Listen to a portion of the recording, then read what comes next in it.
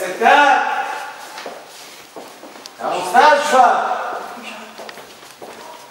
المحافظ فين؟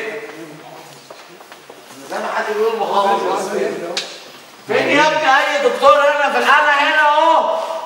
ليه تخصص في 3-4.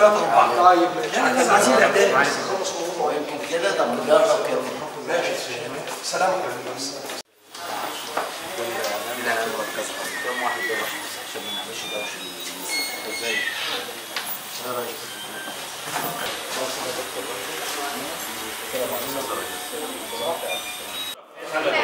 في حالة واحدة؟